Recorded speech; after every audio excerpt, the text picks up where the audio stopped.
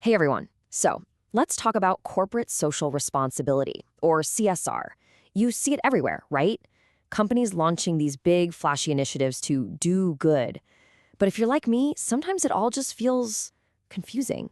I mean, you see a company's main business over here, and then this totally separate do good campaign over there, and you can't help but wonder, right? Is this for real? Or is this just some really, really clever PR to make me feel better about buying their stuff? And you know what? That confusion, it's not just in our heads.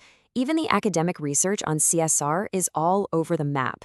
Some studies say it helps the bottom line. Others say it does nothing. And some even say it hurts. One researcher put it perfectly. It's like parallel and sometimes confusing universes exist. So today, we're going to cut through that confusion. We're going to unpack the CSR puzzle by looking at two very different types. We'll dive into the psychology of why one works and the other doesn't. We'll see it in action with some huge companies, and I'll show you why this new way of looking at things really matters. First up, the puzzle itself. Okay, section 1, the CSR puzzle. The problem is simple. Companies are talking about CSR more than ever, but it's gotten so hard to tell what's real and what's just for show. So the real question we need to ask isn't if CSR works. It's when does it work and why does it work? If we can answer that, we can finally move past all the skepticism and figure out what actually creates positive change. Which brings us to section 2, two types of CSR. See, to solve this whole puzzle, researchers have come up with a really powerful new way to think about it. And it starts with a simple idea. Not all CSR is created equal. On one side, you have what's called peripheral CSR. Think of this like an accessory. It's something extra, like philanthropy or a volunteering day. It's separate from the main business. But then you have embedded CSR. And this is totally different. This is part of the company's actual DNA. It's woven right into its strategy, its products, and its daily operations. Let's make this real. The Petco Foundation does amazing work helping animals find homes. It's a fantastic cause. But it's a perfect example of peripheral CSR. Why? Because it's run by a separate foundation.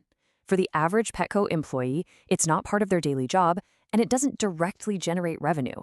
It's a wonderful thing to have, but it's an add-on, not the core business itself. So why does this distinction, peripheral versus embedded, matter so much? Well, that brings us to section 3, the psychology of good business. The answer is all about how these two approaches make us feel, and why one is so much more inspiring, while the other can sometimes make us, roll our eyes. It all comes down to this really crucial difference. Peripheral CSR, the accessory stuff, it creates what's called meaningfulness at work. That's the pride you feel because, hey, your company does some good things on the side. But if what you do all day has nothing to do with that, it can feel disconnected, or worse, like greenwashing. Now, embedded CSR creates meaningfulness in work. This is when your actual day-to-day job is part of the positive impact. It is the massive difference between saying, my company does good things, and being able to say, my job contributes to doing good. And that alignment, it's incredibly powerful. And that feeling creates this amazing chain reaction. You can see it right here. When CSR is truly embedded in the business, it connects with employees' own values. It gives their work real meaning. And what's the outcome? Well, it's a huge cascade of benefits. Employees are more engaged, they stick around longer, the company's reputation gets a boost, and yeah, it even leads to better financial performance. Okay, so this all sounds great in theory, but what does it actually look like in the real world? Let's dive into section 4 and check out how 3 global giants are putting embedded CSR into action. First up, General Electric.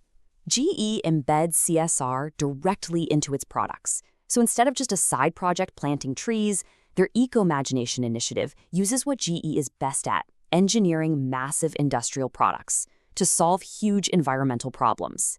We're talking wind turbines, energy-efficient jet engines, you name it. And the result? It wasn't just a feel-good story. It was a business home run. Get this, $85 billion. That's how much revenue GE's Eco-Imagination products had generated by 2012.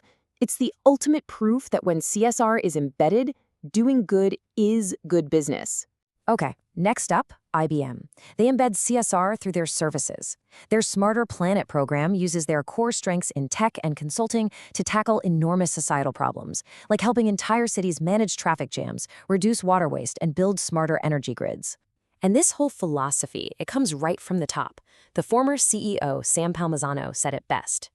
We have to innovate in ways that truly matter for our company and for the world. Notice that. With embedded CSR, there's no trade-off. Solving the world's biggest challenges becomes the business opportunity. And for our third example, let's look at Intel. They embed CSR in a third way, through their internal processes. Think about it.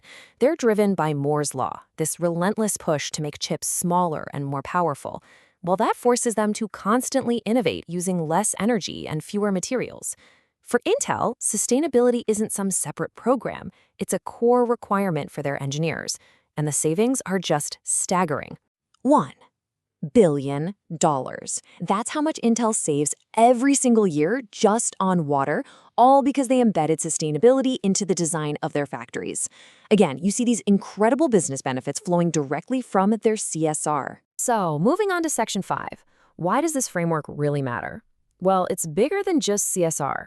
This simple idea of embedded versus peripheral actually helps solve long-standing puzzles in a bunch of other fields too. Think about marketing, for instance. This explains why we as consumers reward companies when their CSR feels authentic and built in, but we punish them when it just feels like self-serving PR. Or corporate governance. It solves that old debate about serving shareholders versus serving society by showing, hey, you can absolutely do both at the same time. And for economists, it finally proves that strategic CSR isn't just a cost, it's a powerful driver of value. All right, final section, a new lens on business. So, after all this, what's the big takeaway? What's the new tool you can walk away with? Here's your new CSR toolkit. First, remember, not all CSR is the same. The absolute key is how it's done. Is it peripheral, just an accessory separate from the real work? Or is it embedded, part of the company's DNA, built into its products, services, or processes?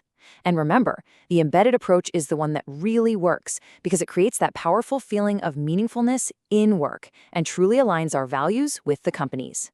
So now you have the lens. The next time you see a company talking about all the good they're doing in the world, just ask yourself one simple question. Is this embedded in the core of what they do every day, or is it just something extra on the periphery? The answer to that will tell you everything you need to know.